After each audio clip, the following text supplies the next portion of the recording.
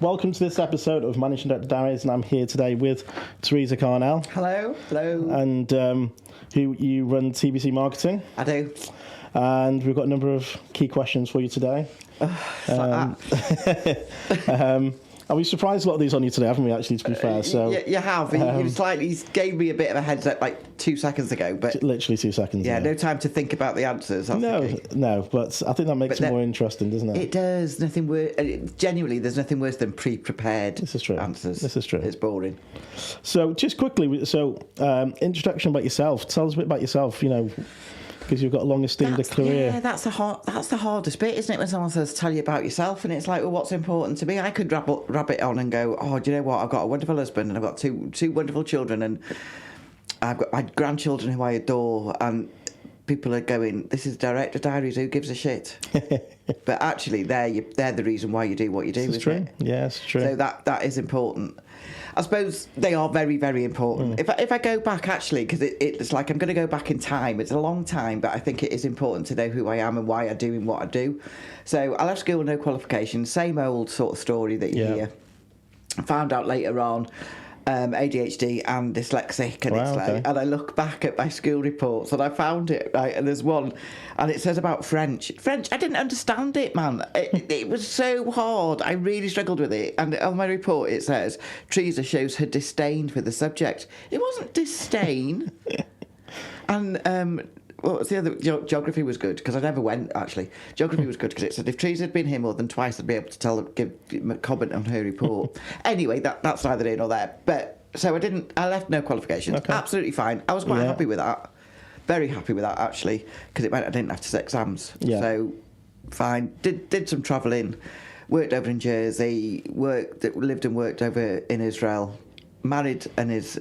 Well, actually, no. I married a Palestinian. Actually, that's quite a topic. It is nowadays. Obviously, not going down that line. We're not going down that route today. We are definitely not going down the route. But married a Palestinian. Came over here. We got married. Got 2 children.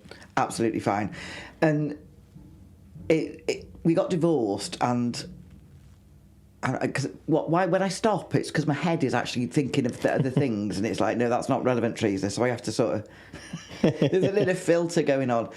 So got divorced, found myself a single parent. I didn't find myself. I chose to be a single parent with 2 young children, and my youngest one was only 12 months than me. Wow, okay. Yeah, I know. So he's 34 on Saturday. She was. I know. Yeah, he was 12 months old, and my daughter was 5. So I was like, shit.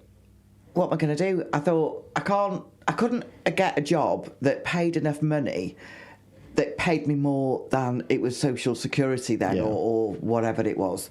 That they paid your mortgage. Can you imagine it? They paid the interest on your mortgage, and that money. So it's like, right, okay, if I go and get a job, I'm actually earning less. Wow. Because I had no qualifications. Of course, that's the point. Yeah. Because I had no qualifications, so I then went to Llandrachler College.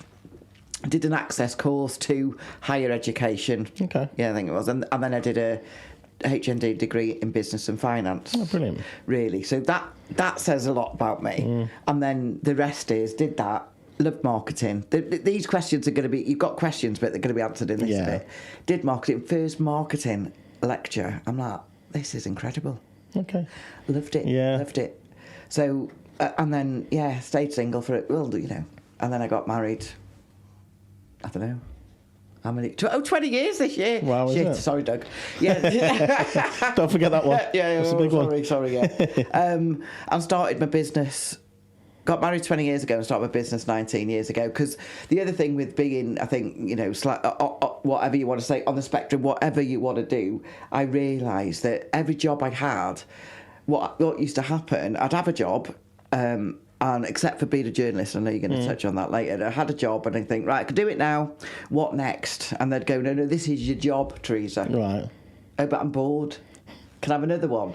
No, this is what you've got to do. It's like, oh, I'm really bored. And then I'd always think that and I look back and it's probably true, a lot of the managers I had were really stupid and didn't see a bigger picture. And that really frustrated me. Yeah. So my CV just ran like forever. If you go on LinkedIn, it's like a fraction, really, of what I've done. And I just thought, I need to work for myself. And that's what I did. So that's really me in a So nutshell. what got you into reporting? What was that initial break into? I've always enjoyed, I mean, it sounds like I've been dyslexic, I've always enjoyed stories, storytelling, writing, and I think I've got quite an innate ability to do that. But how it started was when I was in college at Llandrillo. A friend of mine started working at because it was the Pioneer in Colwyn Bay, started working at the Pioneer as reception, and she said, Teresa, there's a part-time job going as a journalist, why don't you apply? And I was like, oh, that sounds good. Yeah. Never done anything like that. Funny enough, I didn't get the job. However, the editor at the time, Emlyn Roberts, lovely guy, still in touch, said, well, why don't you come and do work? Or I asked, or he said, why don't you do work experience? And I was like, I'd love to. So I did work experience while I was in college, and I did that probably for about 12 months, I think. And I just loved it. I just loved everything about it. And then I got a job when I left college. I got a job as the marketing manager in Slater's in Abergele, which is no longer here. And that was okay. I will say that was okay. And then I got told, there's a job going, Teresa, why don't you apply for it? Well, you know, as a journalist, why aren't you? So obviously I got that job and become chief reporter within about 6 months. Brilliant. Because I just had, I think one of the strengths I think I've got, because I know we're going to, you know, hopefully talk about strengths. One of the strengths I've got is persuasion. Okay. So people will talk to me, and people are. I'm just thinking I've got a funny story, but I am going to share it actually. People will talk to me and they will trust me quite quickly. Okay. So I'm able to get the best out of people, because the journalism to me was about telling people stories. Yeah. Really. Saying that. It's the funny story. I mean, this is so un-PC, Gareth. I do not want to get, you know, it's like, so I'm warning everybody now. It is very un-PC. Pardon me. And I'm not going to name names, that's the key. So I got a phone call, because it was the days of, you know, sitting in an office, and you'd go out, and now journalism is a very different thing, but you'd go out. So I got a phone call from this guy. He said, I've just been for a job interview in a religious-led, I'm trying to be careful not to say who and what, religious-led nursing home. Okay. And they didn't give it me, because I'm of a different religion. I was like, oh, okay, maybe something in that. Yeah. So I was asked him where it was, whatever. I said, okay, we'll look into it. Took his details and went down with the photographer to Kerry Roberts, who's still one of my best mates. Okay. To this nursing home, and spoke to the matron, she's called matron, and I was like, blah. Spoke to this guy, and he went. And so this is what I meant. She went, Teresa, no. She said, no, it's nothing to do with that. She said, the reason we didn't give him the job is because he was really fat. And I'm like, holy moly. No, that's really bad. You can't do that. You can't say he's really fat. She said he was really, really fat. She said the job was as a handyman. This is why I remember this story. It's hilarious. The job was as a handyman, and it had steps going up to the nursing home. She said he had to have a chair brought out to him at the top of the steps. He was that big. She said he was really out of breath. He couldn't walk very far. She said we wanted him up and down ladders. She said he just wasn't suitable. I was like, yeah, but you can't say he's really fat. And I just said to her, look, other journalists will be, because I said, you can tell by the type of guy he was, he'll be phoning the Weekly News, he'll be phoning the Daily Post.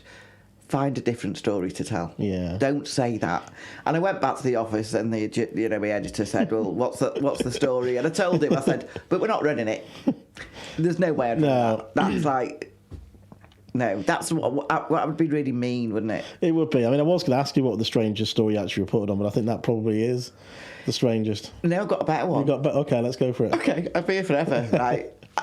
It was deadline day, and deadline is you've got a deadline. Yeah. You've absolutely got a deadline. There's no, we'll give it another half an hour. Yeah. No, those presses are printed, that's the word.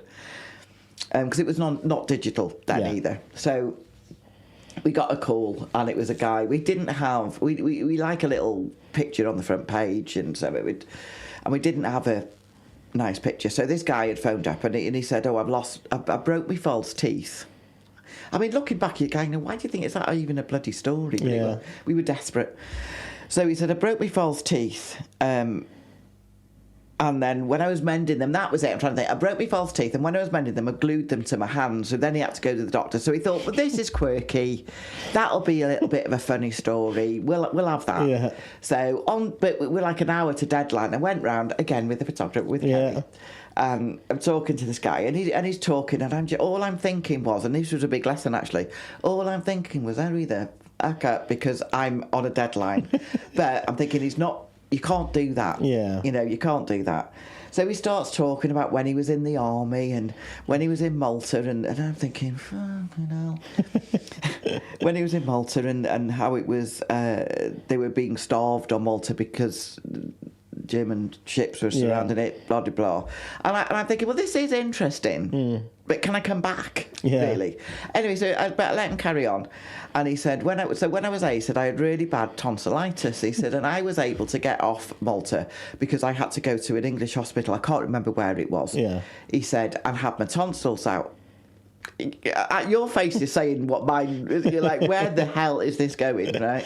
So I had to have my tonsils out. So I'm thinking, right, okay. So I went to hospital. He said, you know when you wake up after you've had an anaesthetic? He said, your mouth's dry, isn't it? I said, yeah. He said, I rang my tongue round my lips. He thought, something feels a bit odd here. And he said it was at that point he'd realised they'd taken all his teeth out instead. So what happened? It got swapped up. It got swapped with another guy. He said, so I woke up, he said, with absolutely no teeth, which is the story how he had false teeth. Right. I had absolutely no teeth, not a tooth in my head, still had me tonsils. He says, I'm waiting. He said, I never did meet the guy that woke up with all his teeth and no tonsils. So I think that was probably the weirdest story, because it's a twist. And it taught me a lesson. It's like, actually, you know what? Just listen. Yeah. Well, I think that's a big lesson in business and sales, isn't it? Absolutely, and marketing, I suppose. Understanding your client's needs is listening, isn't it? It is, because sorry, as I interrupt you. It's the irony. I think one thing I've done, I think the sort of the PR aspect of marketing is an extremely powerful tool, and it still is today, isn't it? It's something we still use. Quite prolifically in it, and I think it's. I remember years ago when there was what was the event? It was at Glasgow, and when they had when Conway Council used to put the events on, there was a big one at Glasgow, and I think I got asked to do a guest speaker, and we're all in different rooms. It was a big business event. Yeah, they did like business boot camps. That was it. Yeah, Glastonbury's in Clanrose, just for those that are listening. That's it. And I remember they had what's his name? He was on The Secret Millionaire. He was. I remember. Was it? I think was it Paul somebody or so, that was somebody else. We were talking about this the other day. Actually. Yeah. He's. I'll have to get. I can't remember his name. I can't remember his name. He was on The Secret, property, wasn't he? Yes, that was it. He had I think he had 900 properties. He was on The Secret Millionaire. Yeah. And I remember him saying, he actually said to me when we were chatting privately, he said, I was talking about PR and stuff, and he goes, because he was obviously a lot older than me at the time. And he's like, I just wish I had seen the benefits of PR as early as you have in your business career, because I've only realised the benefits of it many years later. It was something I never used. That's interesting, because he was a. And he was a very, very successful entrepreneur in what he did. Really successful, yeah. Because I had a chat with him actually, and I said the same thing. He was really nice, wasn't he? Yeah, nice guy. He was a very nice guy, and I can't remember his name either. And I was saying at the time, because I don't know what the word is. I like to give. I like to give back to the community, whatever it is. I do like, and I know you do as well. Yeah, of course, yeah. I like to do that, and I was saying to him, how do I do it? Because I don't know how. I can't sort of earn enough money and do that as well. And his advice was actually, you need to earn the money yourself. Yeah. You need to.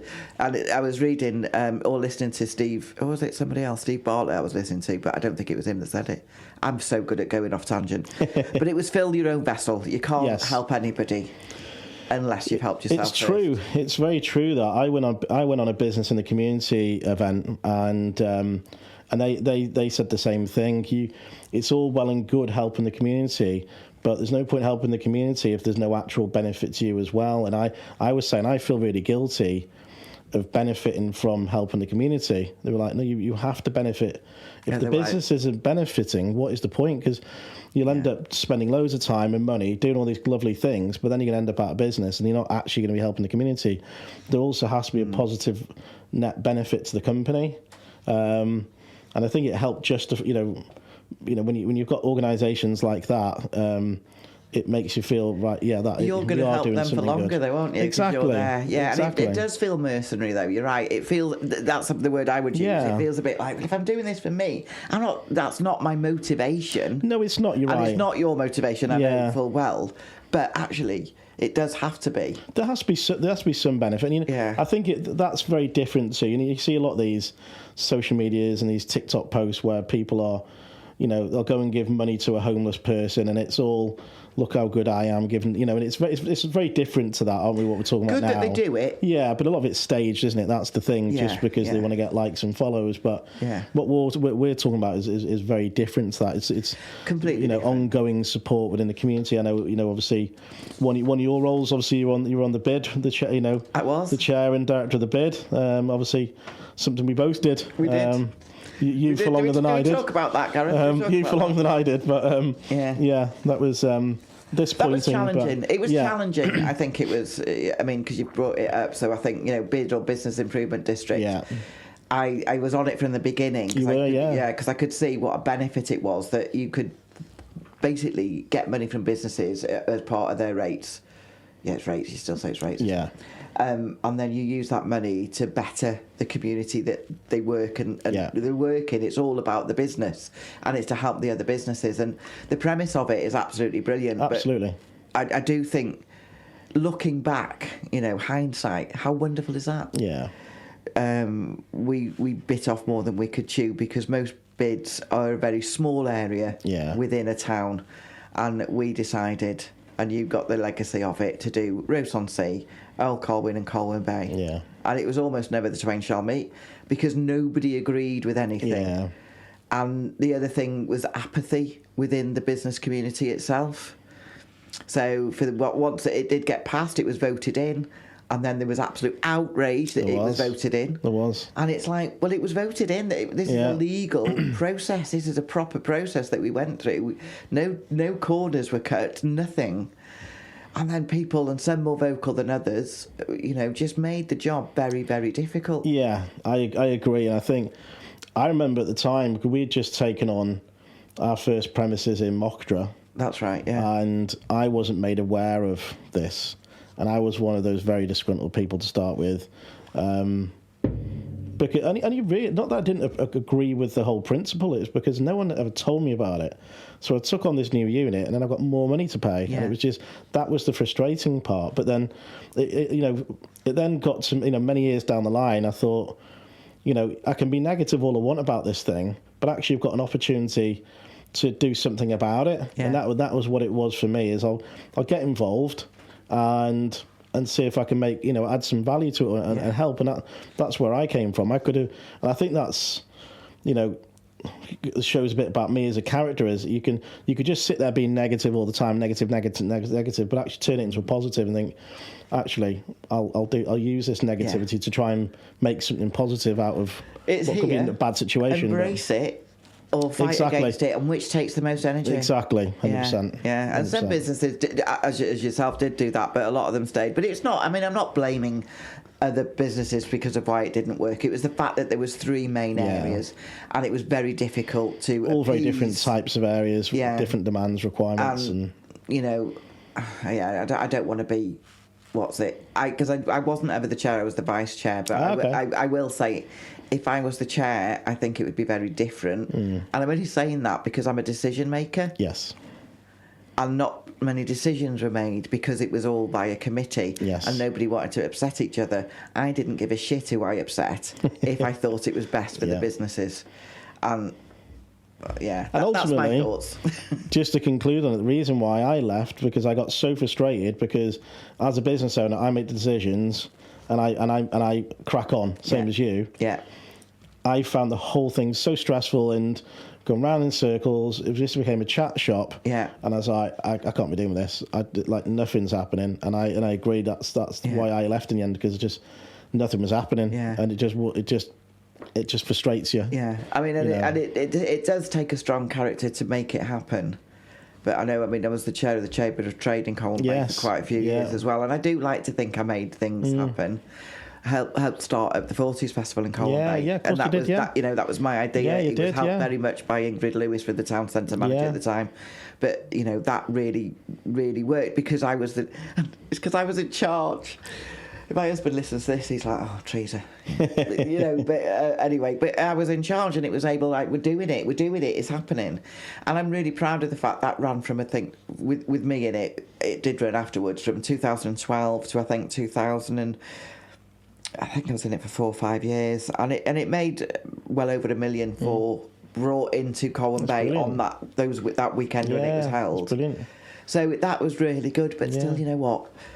Businesses still bloody complain. Yeah, and get a grip out there, businesses. Yeah. Get a grip. And get involved, isn't it? Exactly. Get involved. Those that got involved, and I do remember what because they normally get a bad press, but the Maddox in Station Road, Lois, she was absolutely brilliant. She just wanted to get involved. She wanted to do whatever she could.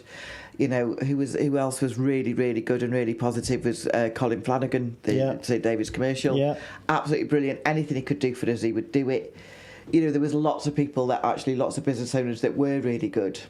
So did you find, just on that, that 40s event you organised, was there any knock on? Because I'm guessing that was a voluntary, totally voluntary. Was there any sort of benefits to your business off the back of that? There was, but I didn't. Like you said before, you don't go into it with that in mind, because that had come from the Bay of Colwyn Business Network, networking, funny enough, organisation that was started first by Polson's, because I'm very keen to give people credit for what they did. Absolutely, it started by Polson's, John at Polson's, John Jones, and it started through that. And what it did, it raised my profile in the town itself, and being in the Chamber of Trade also raised my profile. Chairing that raised my profile, especially because that was on the that was on the TV news, and we had Roy Noble from Radio 2 coming down, and we were interviewed, and it raised my profile massively. Yeah. But it wasn't that wasn't why I went into it, but that's what it did. PR really is what we're coming back to. Yeah. And then from that, people approached me. In fact, I don't think I've ever really approached. I have. That's a lie. But I very rarely have to approach anyone to work with. I get approached. Yeah. Because it's like, right, Teresa, we know what you do. We've heard about you. We know that you do what you say. Blah blah blah. Will you work with me? So yeah, it did. I think it's a good business strategy that other people may need. It's like I'm involved with the Federation of Master Builders. I've been for 17 odd years. Yeah, it's a long time. Are you chair? So I'm vice president of Wales, and in June, fingers crossed, I'll be elected president of Wales, and which has been a long time coming for me on my little journey with it. But I've got business through that organisation, and I didn't go in it for that reason. I did it to try and make a change, but I've built relationships within that network, and because I've built those relationships, they come to me. We've just picked up a big job that's come from a connection through there, and I think it's getting involved in it. I think the message is get involved in these types of things because they will help your business. They do. Well, they can do. They can if you're the right mindset and right type of person. Absolutely. I knew what you were going to say because it's like, that's absolutely spot on. And funny enough, I was talking to a guy, and it links to the same.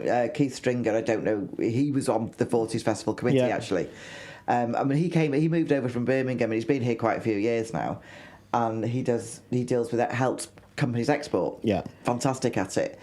And he got in touch with me as the chair of what he could do to help. That's the first thing he did when he came here. What can I do to help to get him, just to sort of make a difference and to get to know people. But I was talking to him the other day, and he goes over to Japan quite a bit, and there is a link. Hold on, there is a link. He was saying in Japan, he said nobody cares about websites. Okay. He said it's about the person. And the person that he said you could have a flashy website, it means nothing. Yeah, of course. He said because most of the websites there are absolutely bloody rubbish in our standard. Yeah. But it's exactly what you've just said. people meet other people, they get to know them. It's about their values. Of course, yeah. It's about how they do business, and that's how people get work. So...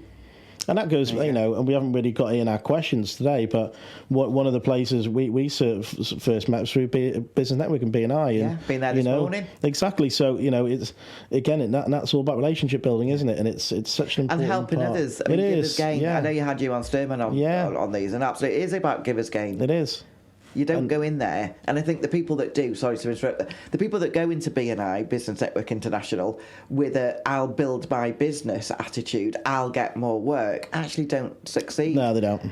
And that sounds really counterintuitive, because we're now saying, well, if you want to build your business, don't go to B&I. Yeah. No, if you want to help other people build their business, go to B&I, and as a result of that, your business will grow. Exactly. Yeah. So from a TBC marketing side now, what inspired you to go from? Was it from reporting into TBC? Was there? I was reporting, and then I got fed up, because I did, and then I went to it for the Daily Post selling advertising actually, and it's still newspapers though, so still marketing, still that sort of thing. And when I was there, I had already started, I suppose, building my business when I look back, because the people that I'd met, I used to write press releases for them, and they wanted all advertorials for the paper, that sort of thing. And so that was a bit of a side hustle. And then I wanted to set up my own business. I knew I wanted to work for myself at this point, but it's hell of a scary. Yeah, it is. I mean, when did you start? 2009, but I was in the family business, so there was, you had a little bit of a softer. Yeah, it was a little bit softer, because it was phased. It was phased in, I suppose, but it was still scary, because obviously once I made that change, there was no going back. It wasn't like, Dad, can I have some money, please? It wasn't like that. And I always try and differentiate that, because everyone thinks, oh, you work for your dad. No, I work with my dad. It always used to frustrate me that. Oh, you work for your dad? No, I work with my dad. It was. I've got a job. It's a business. I'll do it. Yeah, because you've been through a few transitions, really. Yes. Haven't you? Yeah. It's we've recorded an episode on my previous business partner, but we haven't yet aired that one. But that's an interesting story we've got to tell around that. But yeah, if you wouldn't marry the person, don't go into business with them. It's a very good one. It's very good. I've seen a lot of business relationships go sour, and it's very, very common. And I would never, I'd never advise anyone to get into go into business with somebody else. I just think there's too many. You're two different people. You've got two different values. Generally, you've got two different types of values.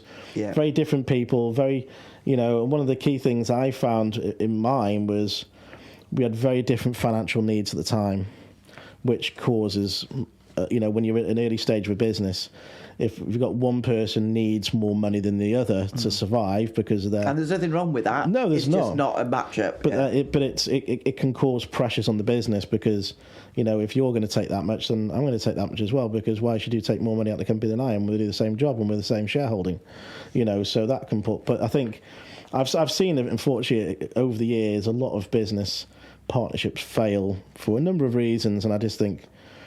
It's easy to go on your own, I think, and it is. It is. It's scary though, isn't it? It's scary. It is. It is absolutely bloody petrifying, and I think people do look, because I know one of the big things that you've got there is about Big Ideas Wales, when I go into schools and colleges and talk about my business journey, and people will say, "Is it not? Is it scary?" It's absolutely. It is petrifying. Yeah. You're giving up a regular income, a secure income with like holiday pay. Do you remember that, Gareth? Yeah. Holiday pay. You might get it now, though. Holiday pay and sickness benefits and all that sort of thing, to something that is almost hand to mouth when you start. Oh, it is. Yeah, it is. Well, it's not almost. It is hand to mouth, and it is. You are watching that bank balance day in. Almost hour by hour sometimes. Just has it been paid? Has it been paid? And somebody's on the phone, and you've got to pay something else, and it's really hard. And you're always searching for your next client. Yeah. which goes back to the best way to do that, really, doesn't it? And it is hard. I mean, I'm fortunate that, one, my business has done all right. However, I also have a very good husband. And when it hasn't been doing so well, it's all thanks to him. Yeah. I've not had to worry about the household bills. Yeah. You know, because that's great having that personal partnership, isn't it? With you, you know, with the person at home, you can do that with. You know, he's really supportive. He's really good. It's good if you've got that support network. And so, what do you think that you know, at the time? Was there many marketing agencies when you set up TBC? I don't think there was. I don't. I mean, it was a bit before. You know, it was just before I probably got into business. I was going to say that, but I thought it was rude. Yeah, but, it was. Yeah. No, it wasn't. But yeah, it probably wasn't, was there? No, there wasn't. There really wasn't. Yeah. And it made it easy to get work, but it also made it hard because no one knew what a marketing person did. Because we're talking the days of the Yellow Pages here, aren't we? We are talking funny enough, we are talking the days of the Yellow Pages, and that just brought me to a story. The guy from the Yellow Pages was the only person I physically thrown out of an office. Really?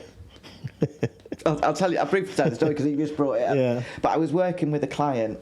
They advertised in the Yellow Pages. That's what we are talking about. They advertised in the Yellow Pages, and they spent something like £2,000 a year, which at the time was a lot of money. Absolutely. £2,000 a year with the Yellow Pages, and I had somebody that worked alongside me, but for me, right? Really. Yeah. And the guy from the Yellow Pages came into my office. I had an office, if you remember, at the top in Colwyn Bay. Yeah. Came into the office, and this guy Daniel was late. And the guy from the Yellow Pages was like, "Oh, we'll wait for him." I'm like, "We don't need to wait for him. I'm the person." Yeah. Oh, right, no, we'll wait for him. Anyway, it was like, all right, if you want to wait for him. So we waited for him, because he was always bloody late.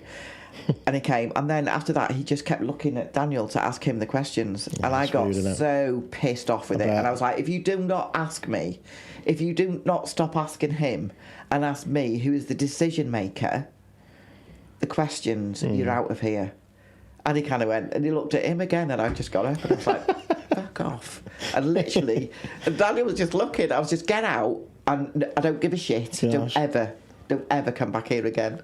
I mean, I suppose now it's all that whole, I never thought of it as being misogynist at the time, but it obviously was. Yeah. And actually, somebody asked me, I've done a couple of talks about, you know, women in business and the glass ceiling and the misogyny, and I've always said, no, I've never got it. I've never had that. Only because I didn't see it as that. I didn't recognise it at the time. I didn't recognise it at the time. I just saw that he was really bloody rude. Really rude. If you're out there listening, you were rude. There's an awful lot of people watching who probably don't know what the Yellow Pages are. Oh, yeah. You see what I mean? And I think, for those who are watching, the Yellow Pages was a book, was about that thick, depending on where you were. And it was yellow. It was yellow. And it was full of, and that's how business is advertised. If you wanted a service or a product, you'd go to Yellow Pages. Yeah. This was pre-internet. Yeah. There was no internet. Absolutely. That was your little Bible, wasn't it? Yeah. And yeah, I remember when I first got into business, in the family business, every year we'd be sitting down with not sure if it was the same Yellow Pages man or woman. He was probably good to you. Possibly, yeah. You know, figuring out what size adverts in what categories, and you might go in multiple categories. Absolutely, it was multiple categories, yeah. Which is very similar to the internet nowadays, making sure you got your keyword searches and all that, isn't it? It is actually, yeah. You know, it was a hotel, the business actually. The main one was under hotels and guest houses, or something. But then there was another one under B&Bs, or they had a restaurant as well. So that was it. So it was under restaurant. Yeah. Actually, you get charged a fortune for the inside front cover or back covers. An absolute fortune. You know, well, Daily Post advertising it. You know, that's what it was. That's all there was. Yeah. You know, the way to get your name out there. There was no internet at all. Well, this is it. It was literally I do say, and I've said it in a lot of talks before, I do think marketing today is easier for the younger generation and newbie people into the market because of social media. Yes. It's free and you can do it yourself in some respects. I've obviously got an opinion on that, but you're right. You're right. You know, and there's so many more ways of marketing. Google, Facebook ads, whatever. There's so many different ways to spend your money. Yeah. But years ago, literally, it was just pretty much the Yellow Pages, wasn't it? Yellow Pages and like newspaper advertising. Advertorials, and like you say, we've done advertorials in the past, and they've been okay at the time. You know, back in the day, they worked well, and you got all your your suppliers and to sponsor little adverts and all that thing. Yeah, double page spread in the Daily Post. That's it. Yeah, that's the one. But so when you first started TBC, what was it the PR stories? It was PR really that I started with. Although the marketing was already there. Yeah. But I was very fortunate, and you look back, and somebody did say to me, you know what, Teresa, the harder you work, the more fortunate you become. However, I was very fortunate. There was a design agency run by a friend of mine at the time, Rachel. She ran a design bank in Gamway. And remember that? Yeah. Do you remember that? Yeah. So she ran that, and she said, Teresa, because she was one of my first clients. I used to write all her articles for her. Okay. And I mean, this is business. Yeah. I know what she paid me, and I then knew what she charged the client, and I thought, bloody hell. But you know what? It worked for both of us, so it was good. So she said, come and sit in my office. You can. There's a spare desk. Just come and sit in here. So I started meeting her clients. Okay. And she did. They did design, and she, with all respect, marketing. But they didn't. They just did design, and they did brand, and they did it exceptionally well. Yeah. But they did not do marketing. They did not do marketing. They did brand design, and they did anything that was printed effectively, and they did it amazingly. I mean, Charles Pragnell, who was the brother, he did my brand. He's done my brand. He's still phenomenal. Brand guy, a graphic designer, but not a marketer. So I started with working with her clients. Really, that they wanted a new brand, and I know one of them I remember was, and they're still going, TH1. I had clients called THI and TH1, and I get confused which is which. Anyway, hairdressers in Bangor, and I did a lot with PR. That was a bit of a story, actually. I'll tell you that if you want. I did a lot of work with her, but that was a lot of PR, and that was a lot of marketing strategy. Okay. And that's what it. Just coming back to what you're saying about, it's easy to come and do social media, and there are some amazing people out there that do it, and they really do help businesses, and I'm not taking anything away. I look at it though and go, where's your strategy?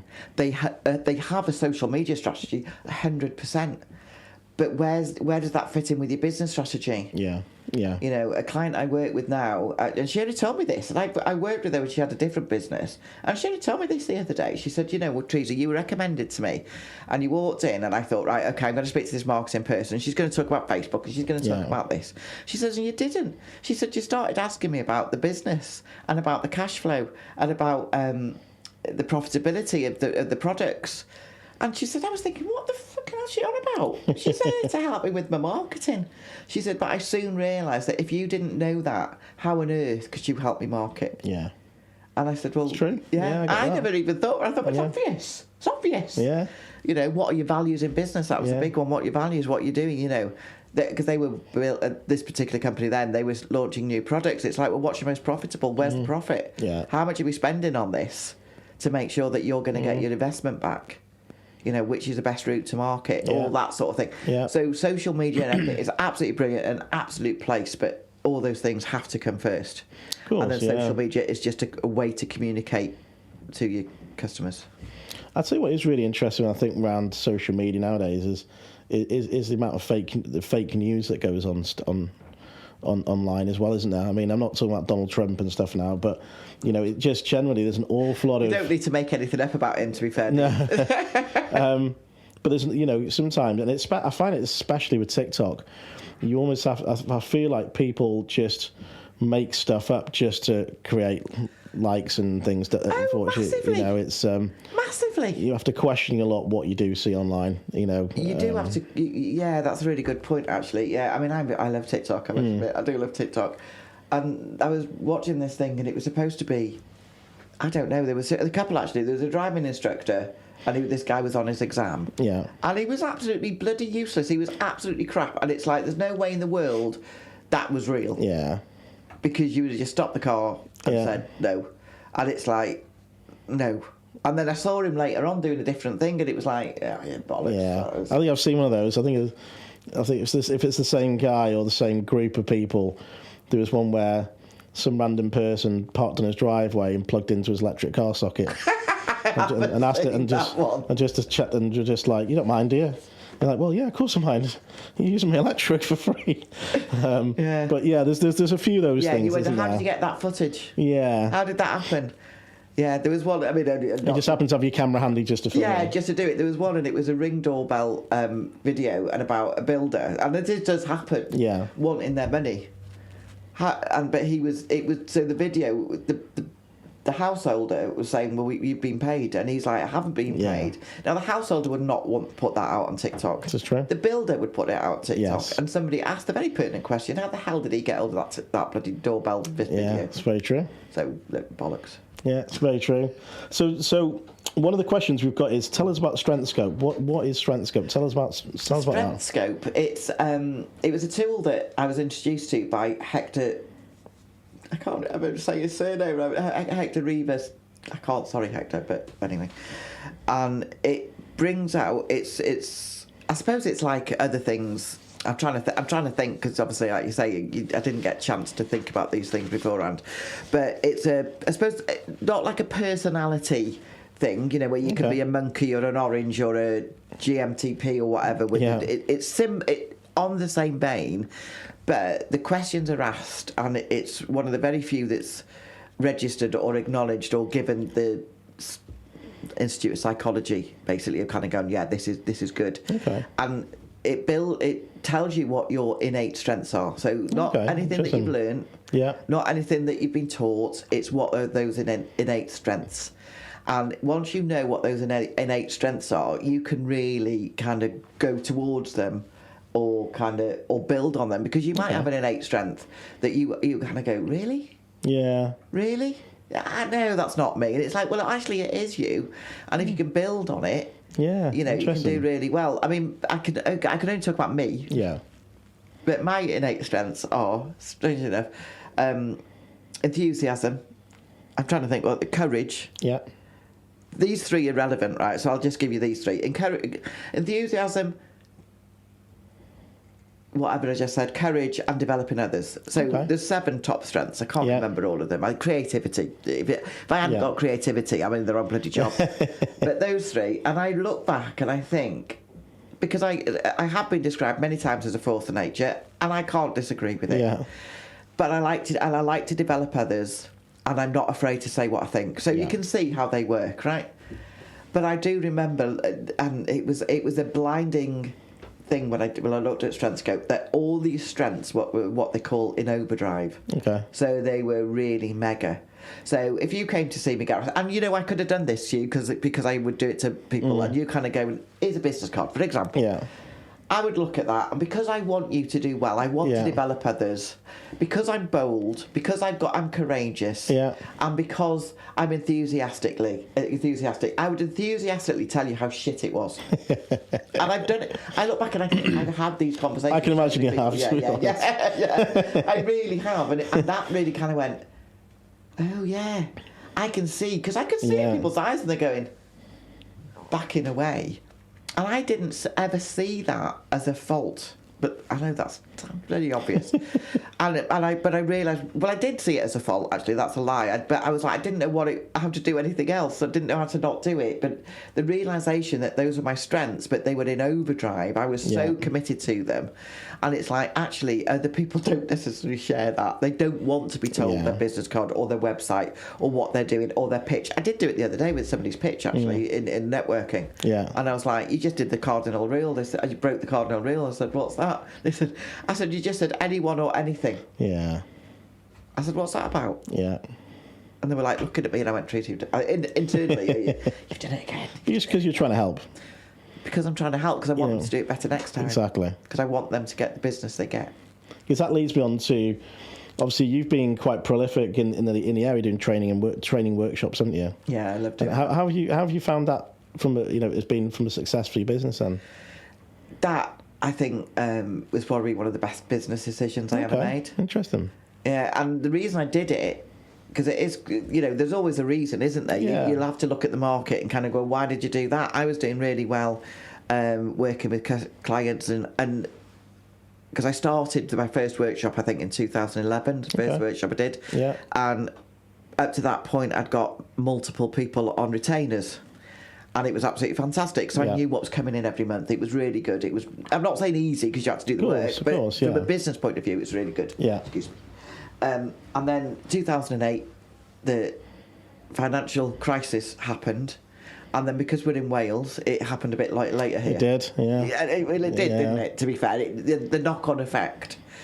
And it was probably about 2010 when people were kind of going, actually, we don't want this retainer anymore. Yeah. We'll still work with you, but we'll just pay you piece by piece. And I'm thinking, shit, this is not very good. Yeah. And then others were actually going, Teresa, we can't afford you. We just can't afford you anymore.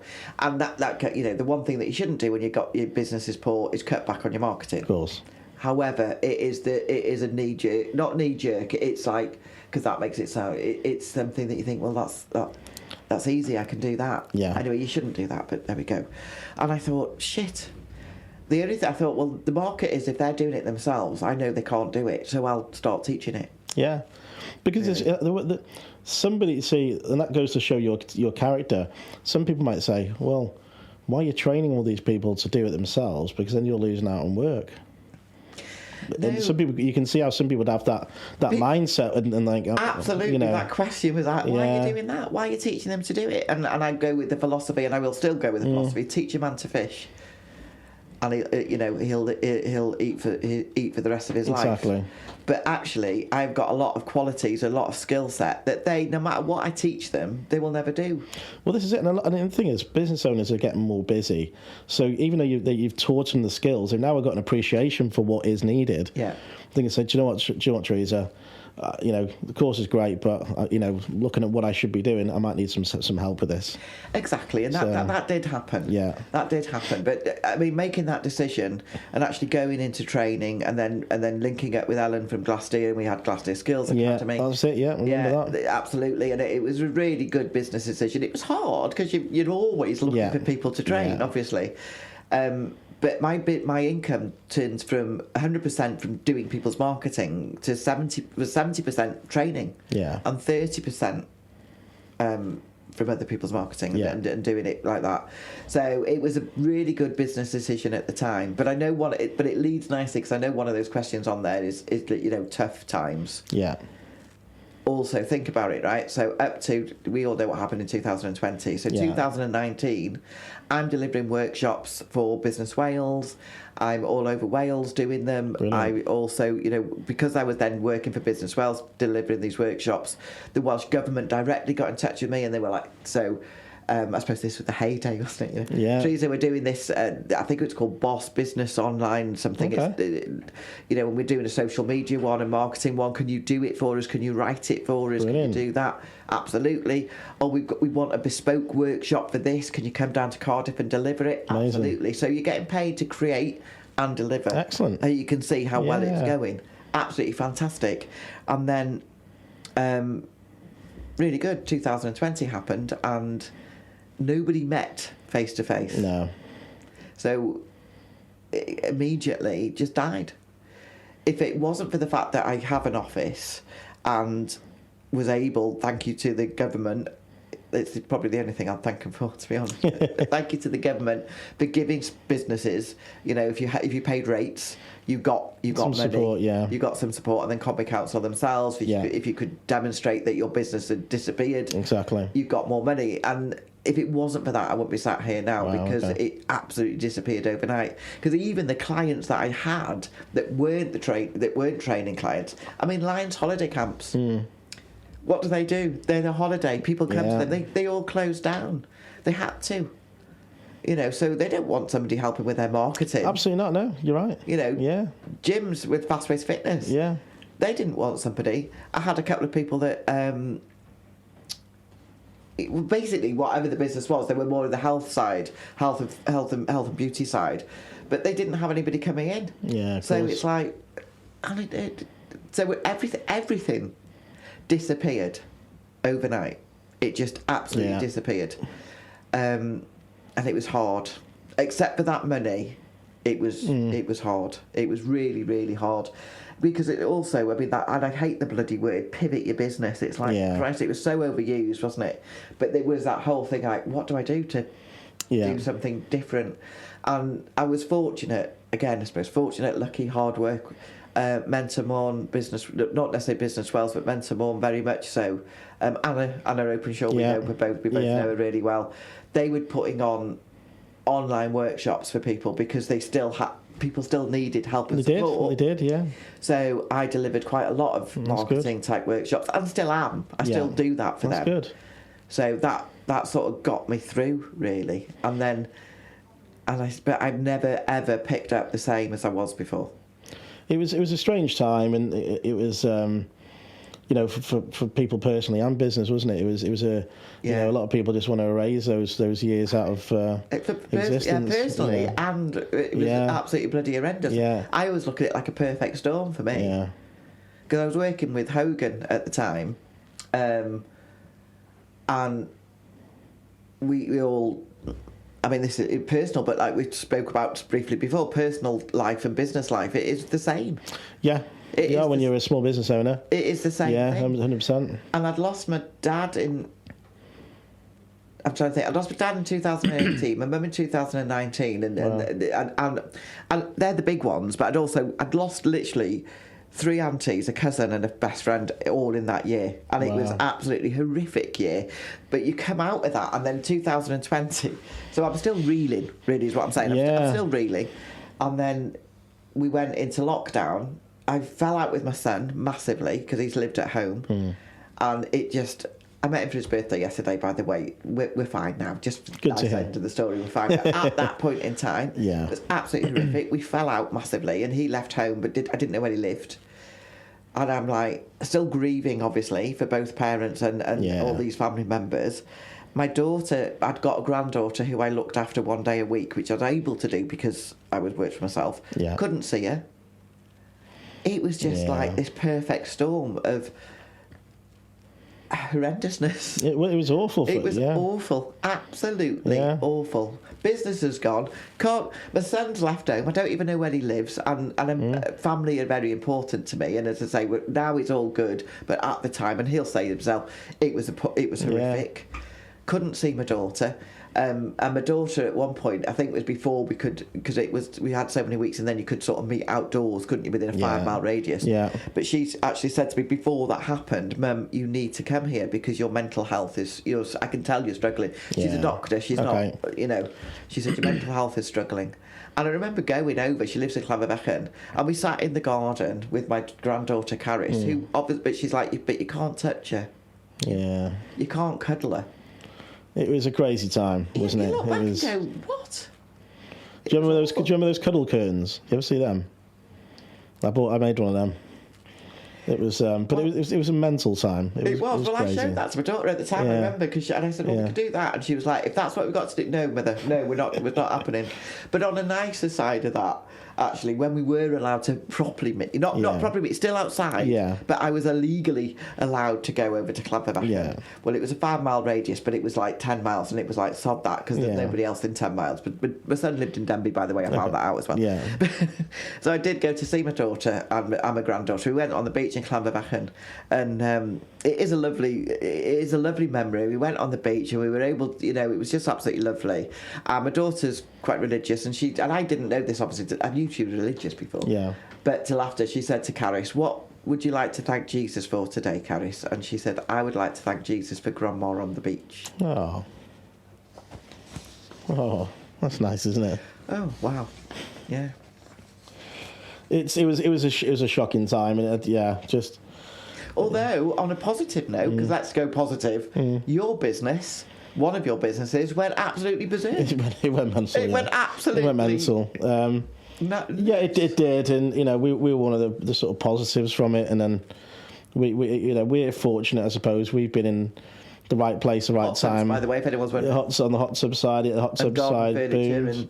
And kitchens and things like that. It boomed, and then we've been fortunate that.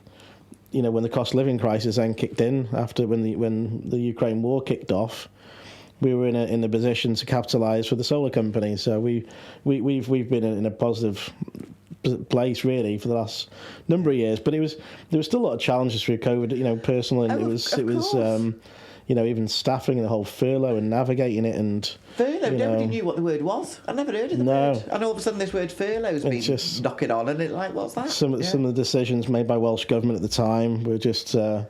Drakeford. Yeah. It was a crazy time, wasn't it? It was. I mean, you look, people that hadn't maybe worked through it, because it will be like my granddaughter, my grandson. I mean, he was a COVID baby, so he was born during COVID. And when you're going to talk, we'll talk to him and say this is how it was. I don't think people will believe you. No, I don't. I think. Well, they will, but hard to believe, hard to imagine. It was such strange. But you know what? In reflection, even though the hot tub business did boom, I actually would have preferred consistent growth. Yeah. Because rapid growth is hard. Yeah, you're absolutely right. But what we've also seen now is, we'll probably see by the end of this year, 50% of the hot tub industry gone. And that's not just because we've already seen about 30% of the industry go shrink already in suppliers. And we're expecting another 20% this year because what's happened, what we found is a lot of people who were going to buy have accelerated their purchase. Yeah. So instead of doing it over the next few years to create steady growth, we've had the industry's boomed, and so we've almost saturated the market a little bit because people have brought that buying decision forward. So it's created a bit of an unstable market for us, really. So in reflection, I think as nice as it was for a company that's in it for the long haul, I think I would have preferred.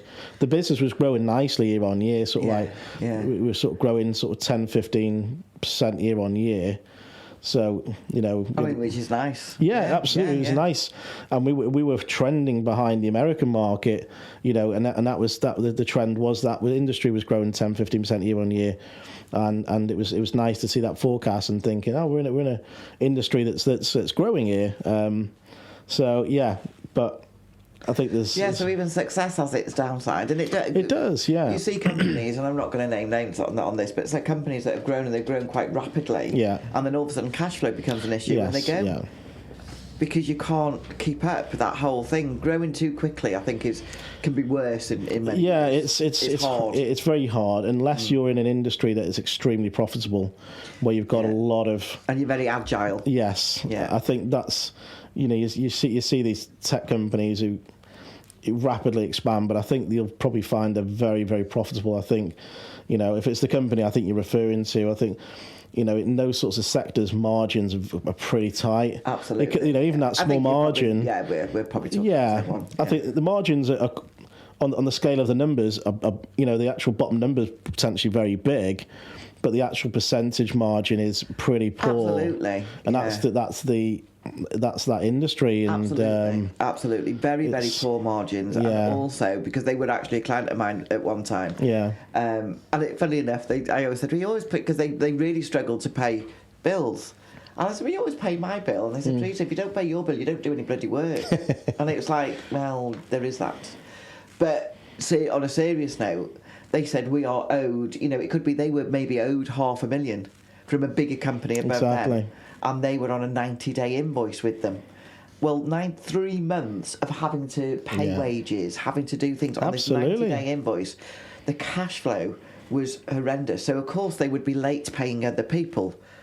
And it was and the margin was so tight. Yeah. So even the money in it, and even though on the face of it, I mean, I know who we know who we're talking about. Yeah. But any company that does this, on the face of it, it might look really successful. But when your margins are so tight, you're waiting for so long. Yeah.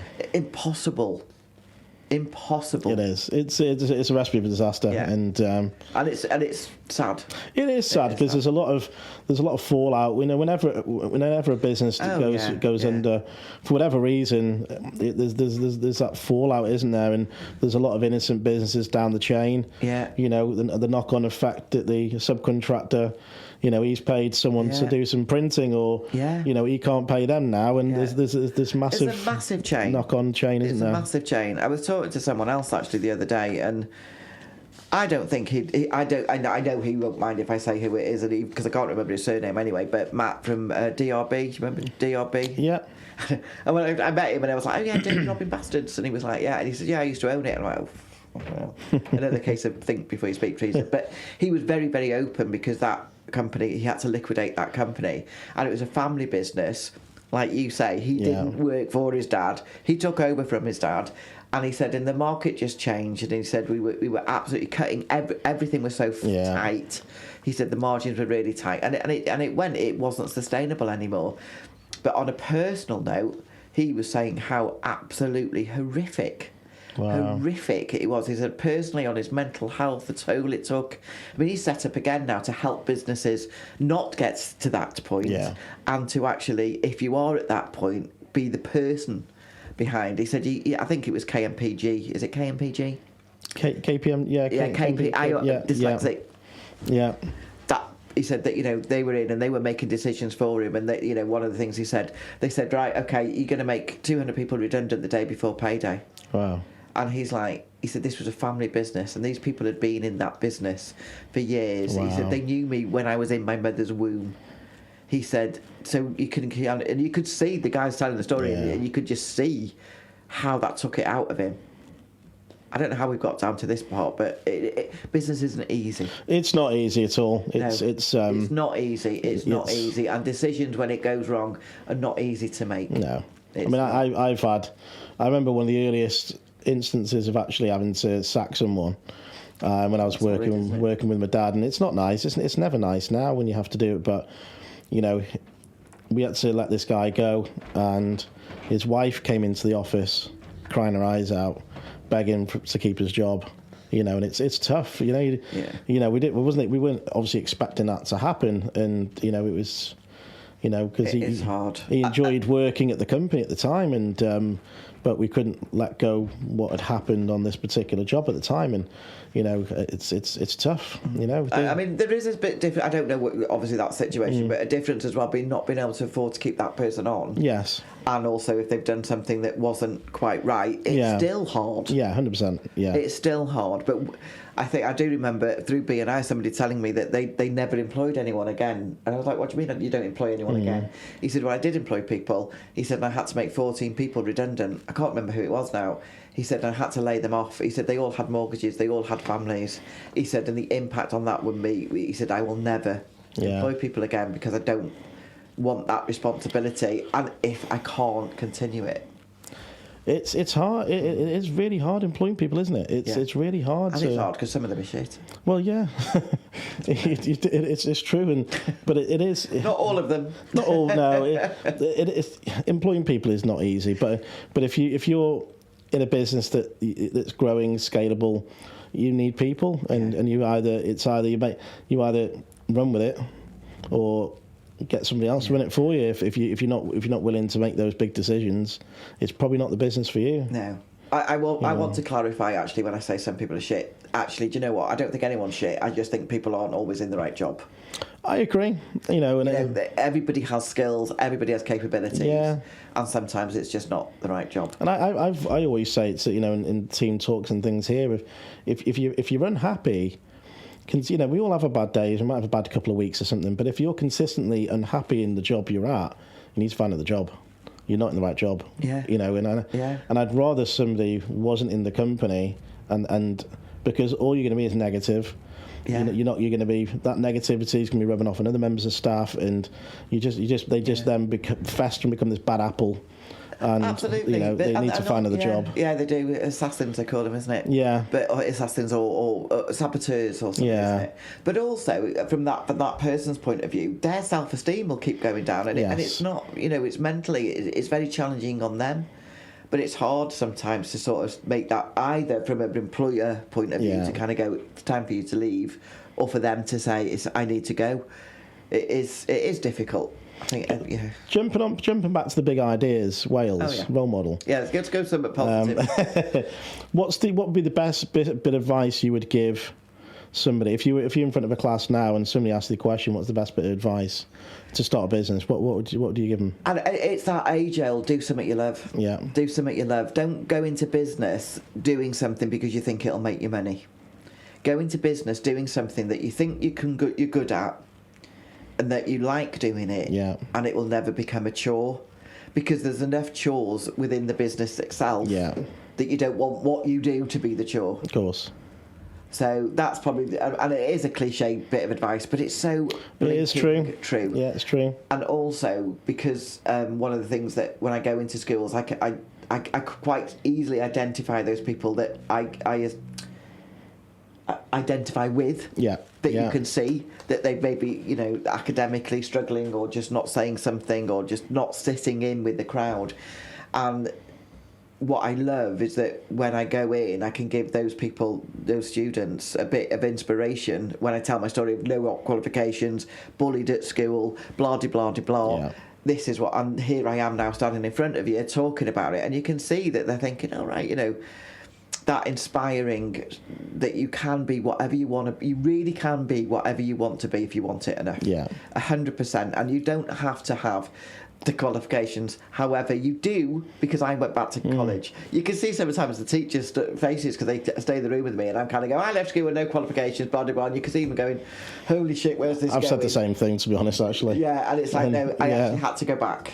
I had to go back, and I had to get some qualifications. But it's that. But it's only applicable for what you want to do, isn't it? I mean, I'm very similar. What you've just said, I upset the teachers all the time as well, because I've been a role model. Of course you have, yeah. And I say something very similar. I never went to university, but I always say the level of education depends on what you want to do. If you want to be a doctor, you're going to have to go through to university and do all the things. Yes. You know, I just don't think. I think that certainly in my generation, it was sort of, if you didn't go to university, you were never going to make anything of life. You were never going to get anywhere, and that certainly isn't the case. That's the sort of message I try and portray in the classroom. Yeah. Only go to university if you need it for the job you want to pursue. If you don't, then you look at other alternatives, because there might be a better route. Absolutely. I mean, my stepson, actually, he's an electrician. What's the word? Apprentice. Yeah. He's finishing it this year. Yeah. But he didn't go to university because he never wanted to do anything like that. He wanted to be an electrical engineer, like his dad, actually, which is absolutely lovely. And he's doing phenomenally well. And he did struggle in school with his reading and writing. He ended up he was okay, but he did struggle at one point. But he's not academic. Yeah. He's sharp. He's switched on. He's a bright lad. He's hilarious as well, but he's not academic. Yeah. And it would never have done. My son went to uni. He struggled with it a bit, but he's actually got a different level of intelligence to my daughter, who obviously was, as I mentioned, is a doctor. Yeah. So she did it. She just worked so hard. But he has a different type of intelligence. And the thing is, though, we need those types of people as well, don't we? And I think a lot of people are sort of bashing trade guys, you know, but they are intelligent, switched on people. And the thing is, we need those types of people as well. We can't all be pen pushers. We can't all be, you know. And I've certainly found, you know, a lot of people nowadays tend to want desk jobs, and unfortunately, we need that mix of people. Yeah. And you know, I've seen a lot, you know, on TikTok, and this is probably a positive thing, is, you know, people seeing that tradies can earn good money, and they haven't been to universities and things like that. You know, it's a mix. You can wash rugs and make a fortune. Yeah, of course. You know, I know that, but I love watching those. Sorry. Yeah. Those right. But it's absolutely right. You don't have to. I mean, my husband, you know, he is a mechanical and electrical engineer. He's retiring this month, actually, as it happens. But when he was in school, he said that he was absolutely crap. I think it was even worse than I was. And he said the English teacher used to give him a comic and tell him to sit at the back of the class. And it just didn't. I mean, different days, not to disrupt the class. So he had no qualifications when he left school. He did get his qualifications in what he wanted to do. Yes. But that's because he wanted to do it. Yes. And he had interest in it.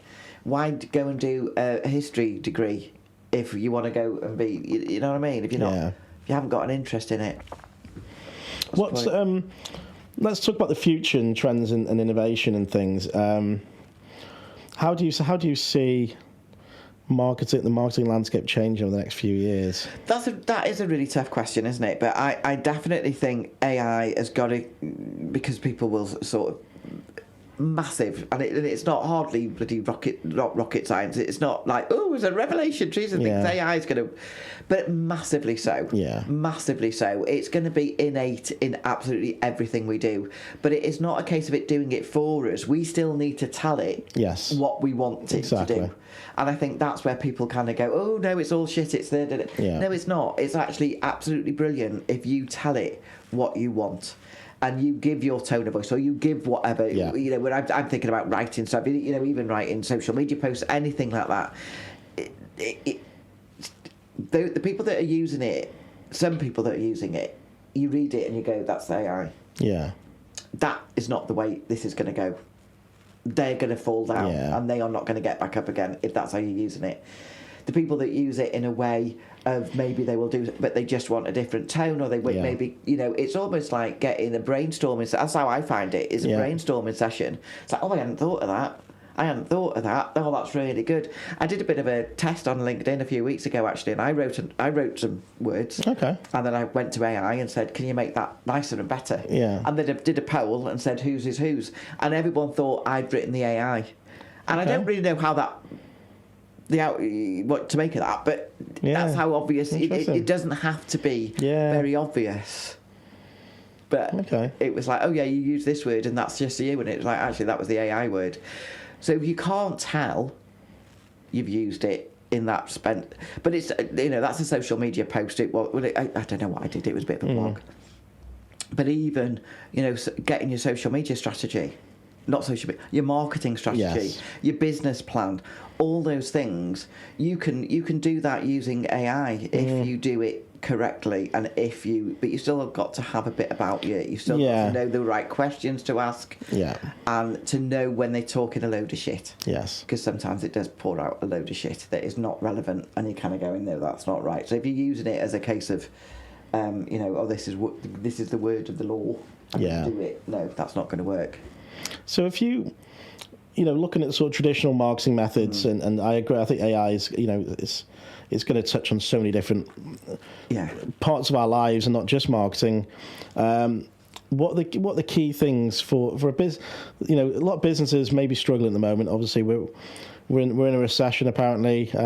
You know, some businesses they are, some they are. It's you know, but I personally think we've been in a recession since the middle of last year, but but they've been trying to massage figures so we don't. But I know I will let you finish. But funnily enough, do you know what? The unemployment figure.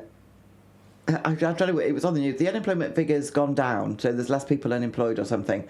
But there's more people unemployed, but there's less people got a job. It was like what they didn't balance. You know, it's like whatever it was, and it's like, come on, unemployment's fallen, but you've got more people out of a job. Yeah. What?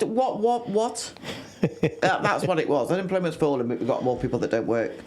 So there's a lot of business owners struggling right now, potentially, and not potentially, they are. I mean, you know, I think what tips and advice would you give as a seasoned marketing pro in helping some of these businesses? What would you advise them to do as a mini strategy to help them? Okay. The first thing I'd say is that to be honest with themselves. Is this business the right business? You know, because sometimes walking away from something that isn't working is harder. Yeah. Well, it is harder, I think, than keeping going. Yeah. So be really, really honest. And is it a case of, well, you know, is this actually working for you? So that's the first thing. Yeah. And then kind of go, I think any marketing strategy, I would start it with saying, look at your values. Are your values in your business and your values as a person, do they match? Because if they don't match, your business isn't going to work. Yeah. Because it's always going to be a bit false, and you're never going to be quite happy with it, and it's never going to feel right. So find out what your values are. If you don't know what your values are, there's lots of things on the internet that you can do. Yeah. And then look at those values and kind of go, how are they fitting with my business? Does that fit with my business? Well, yes, they do, or no, they don't. That's the first thing to do, to look at. And then look at yourself as a business from somebody else's eyes. Yeah. So for me, it's all about customer experience. And obviously, there's lots of parts of businesses that are very important, but I'm a marketer. So I'm going to talk about marketing. Yes. Customer experience. How are you treating your customers? How are they feeling when they come to you? Are they feeling good about whatever the service? You know, when someone's bought a hot tub from you, and I know Neil with solar, I know your customer service is absolutely spot on, and I know if they were going to come back, and you wouldn't make them feel stupid if they asked a question. Oh gosh, no. Exactly. Yeah. It's like, of course I wouldn't. I know you wouldn't. And all that sort of thing. But some people, they've lost track. They may have started that way, but they lose track because desperation kicks in, and they're looking at things in a different way. So really, really step back and just look at how you're treating your customers. What's the experience from when they find you on social media? You've asked for a strategy, and I've gone off a bit, but when they first know you exist, how are you talking to them? How's it all working? And just look at that from a strategy point of view. Yeah. You know, I talked about, look at where your money is, and look at where your profit is. And, you know, if you've got no profit in doing something, I know businesses that have gone bust because they've sold something that they were losing money on, but they thought they were doing really well. Yeah. So just look at those. But really, I think the key thing is look at your values and make sure you're working to them. And share those values. That's the main point in everything you do. Everything you do. So, you know, you doing this, getting people in, talking, this is obvious of your values, you know, because you want to showcase other people, you want to get them out there. You know, it's not about you, because you get people in, and I've done nearly all the talking, so obviously it's not about you. It's not about me. But that your value is very strong, and it's very clear. Yeah.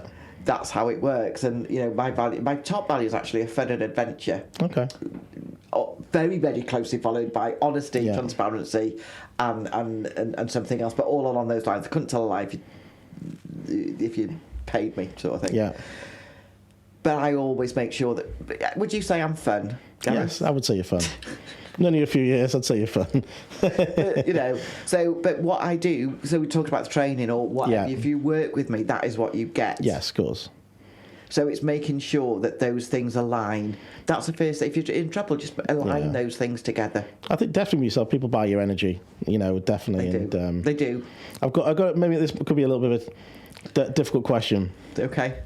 So someone's got £1,000 to spend on marketing, and should they put it in Facebook or Google? Do you know what?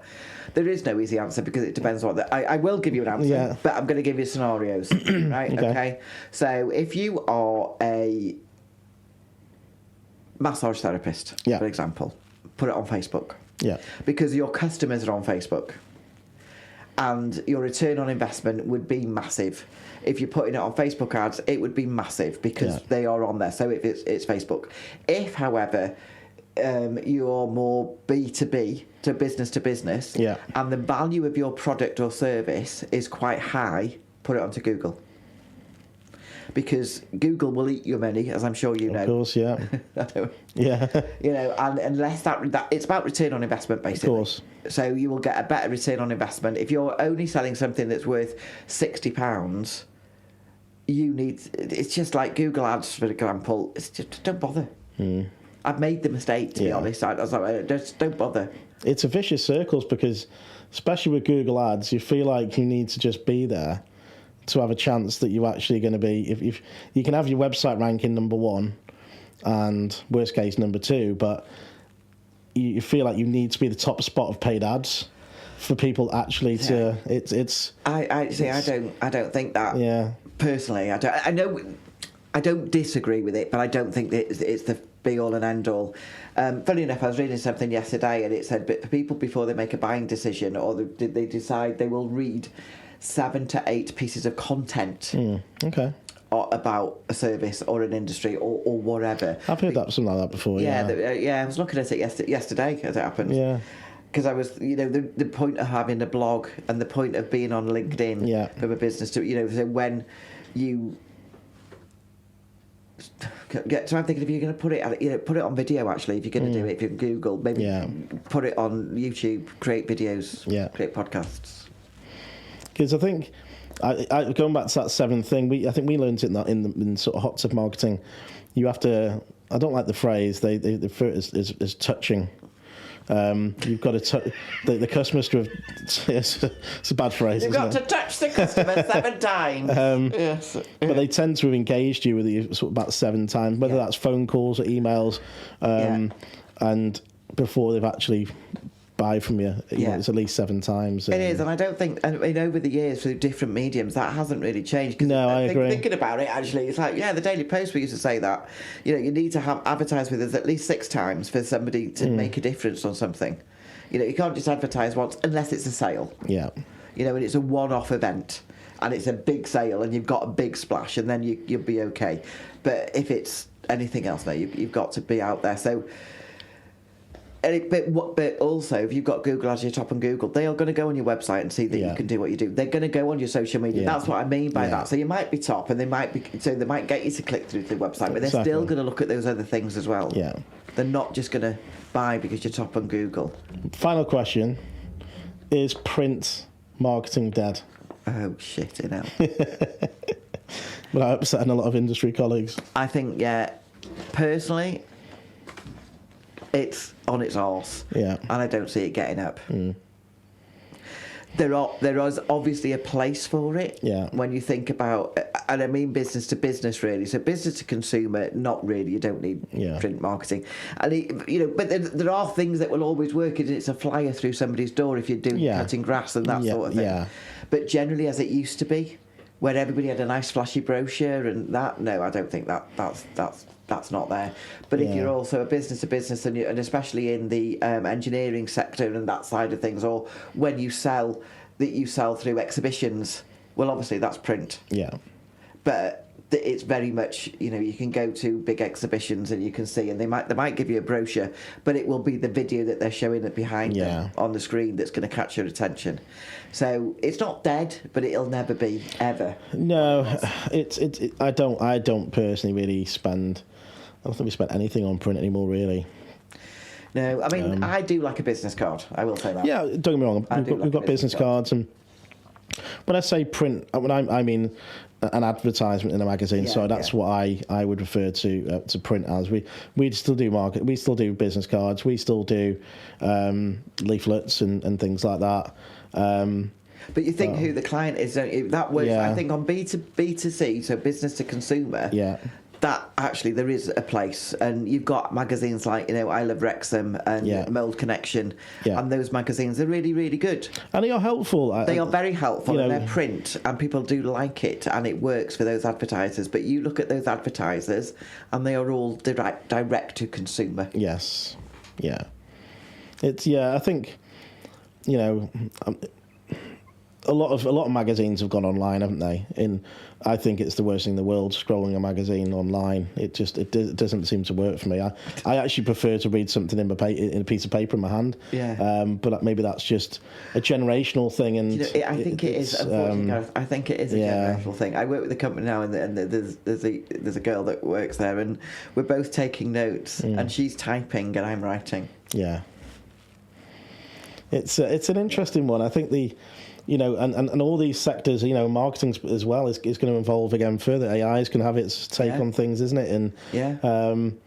And TikTok might be getting banned in America, which will have a massive impact on other social media platforms.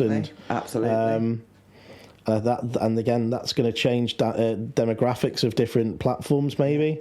And I mean, actually, I know you said it was a final question, but I'll leave. You can wrap up with whatever you want. Talking of social media and things, and having other people having control of it, really, isn't it? So, like TikTok, it can go.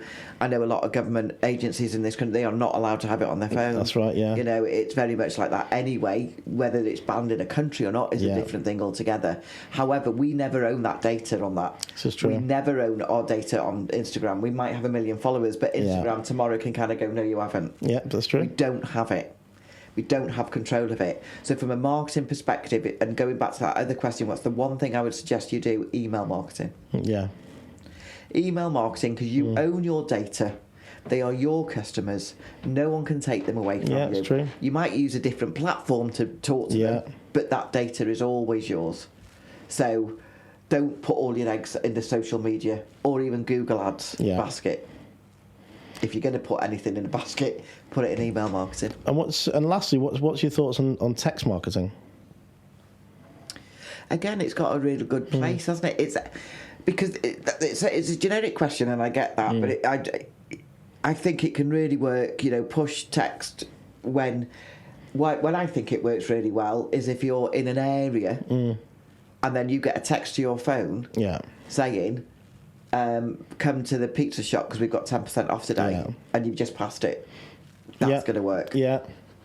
So it depends on how it's used, isn't it? We use text quite a lot in the hot tub business.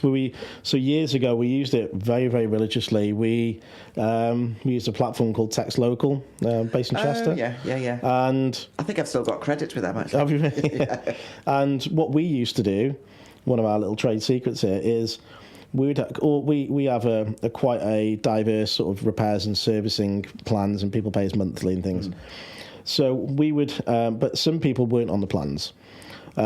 So we would schedule, because you can set up different groups, can't you, in the platform. We would put into the calendar, into the groups, who was installed in January, February, March, April, May, and all those different people. So then, once they've had the hot tub's 12-month birthday, it was due a service.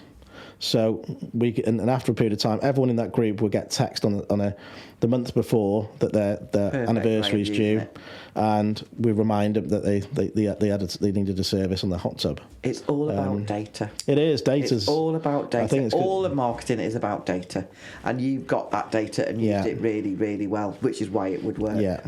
So that slipped a little bit for us because got it. It's something we definitely need to do.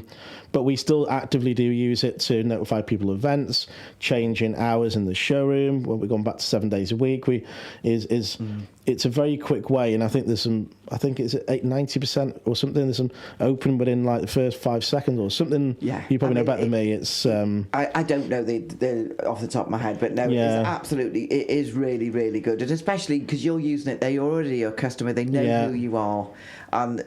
So there's two ways really. Isn't it? I was thinking if they're not your customer, like there's 10% off pizzas. They're not. I'm not their customer, but they've got me. If I'm your customer and you're texting me, I like that. Yeah, I absolutely like that because it's a lot of customers can be lost because they're not being spoken to. Absolutely, and they go somewhere else. Yeah, absolutely, they will go somewhere else. There's something like, I think it's a really high figure of something like 60% of business people are looking for another supplier, whatever that might be. And if you're not the one in front of them all the time, whether it's through a text or an email or social media or whatever, they will be. Somebody else will be. Your competitor will be. So I think definitely with text, it's a great easy way of, but I find it can be quite expensive when you're talking. If you got a few thousand, I'll be perfectly honest. I think it's between 3 and 5p per text. Oh, that's quite expensive. Yeah, some people might think that's cheap, but it's not when you've got thousands of people on the list, and if it runs it. So I can't remember what a standard. I think it's 250 characters you get for a single text message. You don't get a lot in that. No, you can decide whether you want the opt-in or opt-out text. So whether they want to press text blah blah blah to stop to blah blah blah. Characters as well. It eats into your characters exactly. So you end up then going into 2. So you're talking potentially 10p per text message times 1,000, and it can start costing you quite a bit of money. Yeah. So you've got to be very strategic how you do use it. Because it can be. Do you know what? Somebody's making some money there. Absolutely, they are. Yeah. I mean, that's ridiculous, isn't it? But it is expensive. You're right. Email marketing can be a lot cheaper. Email marketing. It is a different open rate. Yes, that's the thing, isn't Completely different open rate. Yeah. But the thing is, I suppose in an email you can get a lot more across in the message as well. Don't keep the conversation going, Gareth. But emails, again, I'm sure there's a science to the design of the email as well. Massively. So it's not... Massively. So the key is, if you need email marketing, you need a specialist. You do need a specialist. And I guarantee to get your emails opened. And that's the key, isn't it? Yeah. Whether they act on it or not, I can't guarantee, but they will open it and read it. That's the key. So appreciate you coming in today. Thank you for your time. Thank you for having me. It's been really very nice.